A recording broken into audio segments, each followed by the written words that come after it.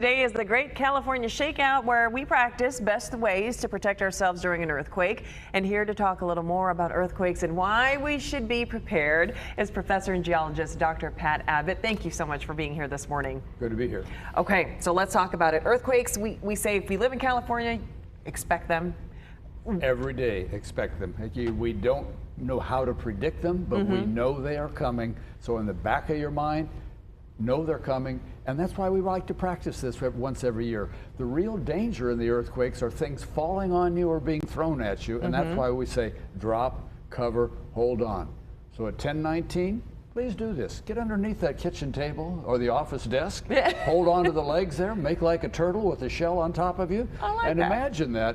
Well, the idea is, if you do it every year, it's kind of in muscle memory. When an earthquake actually happens, it's kind of a panic-inducing thing. Yes. But you don't think clearly in a panic. Right. That's why we say practice once a year, so that it's in muscle memory and you instinctively know what to do. And I like that you say that it's muscle memory, because we haven't had a very large earthquake. We were just talking about the 1994 Northridge earthquake, 1989 San Francisco.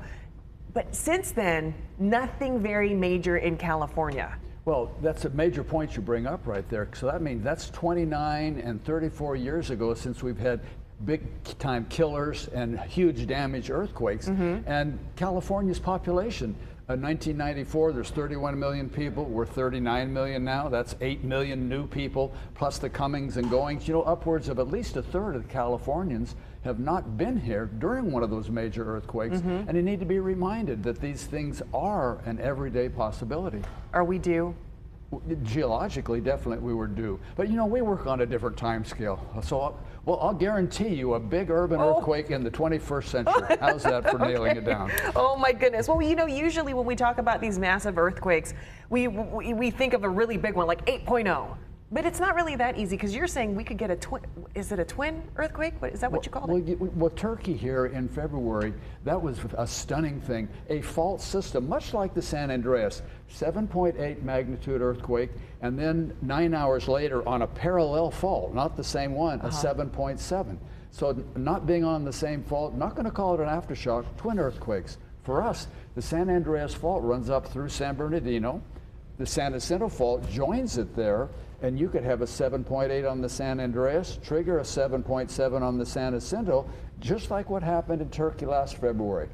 So that's a worst case scenario for the city of Los Angeles. And I was just going to say, you say worst case scenario, most people like to think, well, we have the infrastructure here for earthquakes and things of that nature, but we can still see major damage in a case like that. Well, it's good to contrast just what the damages are. Like when we see Turkey with earthquakes like us, but 50,000 people dead, we're not going to have that kind of destruction. Right. The sickening thing for us is usually every time we have one of those big earthquakes, there's a few iconic things that collapse. A freeway collapses, a building topples over. In other words, it's not widespread destruction, but we have certain things that kill, and you know, 60 people dead in each of those earthquakes. That's unacceptable to us.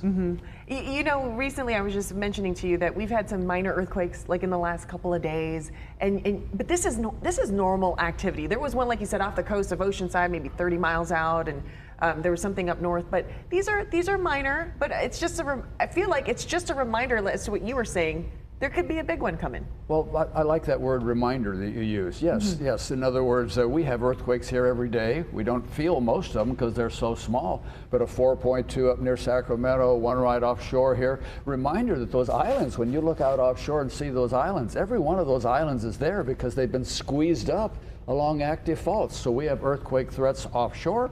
We have the Rose Canyon Fault running right through the city limits, and then we go to the east, we have the Elsinore, San Jacinto, and San Andreas faults. We're right in the middle of one of the most earthquake active areas in the world, and so that's why we say, no stress, no worry, know in the back of your head what's possible, and have yourself mentally prepared before one of those earthquakes occurs. That's right. Okay, talking about this reminds me of Easter. Of course, we didn't have widespread damage or anything of that nature, but I still remember how scared I was when I felt that. So that was really an anomaly for San Diego, because earthquakes here for us usually are just a few seconds, and to have things roll for like 45 seconds to get to feel what the big time is like.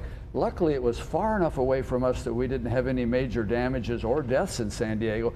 But what if that had been one of the faults running through town and it lasted that long, then our buildings, not lots of them, but some of them would collapse and we would have some real problems. But that's a good mental image to call up here. Well, in 2.5 hours when you're diving underneath the kitchen Yes, table, remember yes. what happened there, what is that, a dozen Easters ago? Yeah, right? A dozen Easters ago. There we go. Dr. Pat Abbott, thank you so much for your insight. Thank you for being here this morning. Good to be here. All right.